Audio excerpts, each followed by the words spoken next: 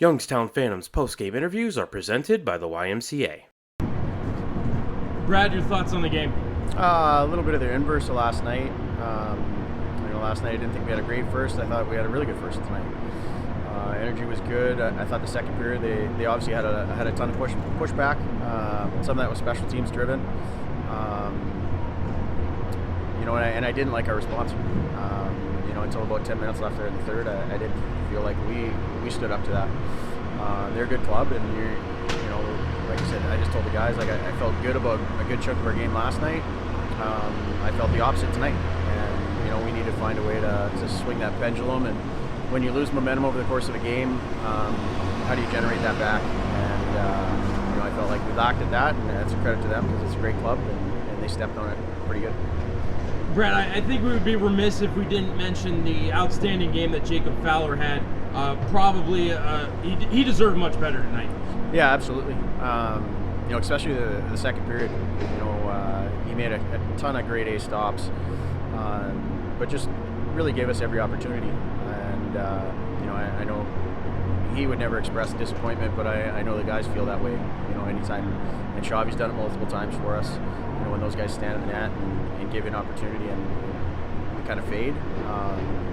It's tough to stomach, but at the end of the day, you're never as good as what you think, and you're never as bad as what you think sometimes after games. And like I said, you just need to find a way to get better from it and correct it.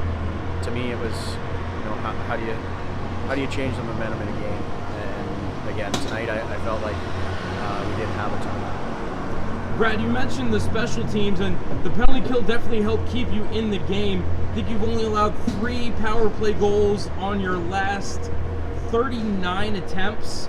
What has changed for the penalty kill? Because it was clicking under 70% through maybe the first 25 games. Yeah, it's to me, some of that's sorting out personnel that's going to continuously kill. Part of that's our job to figure out, and part of it's just the mentality.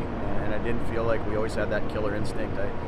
It wasn't the structure to me that we struggled with early in the year. It was creating those, when we did get a loose puck, not sending it down 200 feet.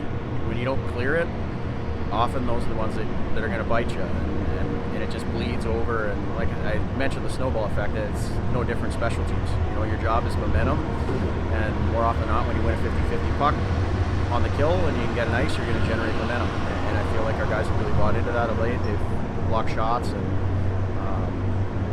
hopefully it continues.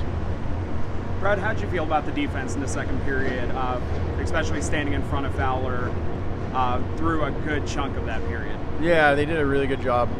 I didn't feel last night they were in a lot of motion on the perimeter, and we addressed that after the game and talked about it. I felt like they were getting to the paint quite a bit, and that's obviously you do that anytime you kind of can't get one in, or I don't want to say you're struggling, but you're looking to generate and generate in the hard areas.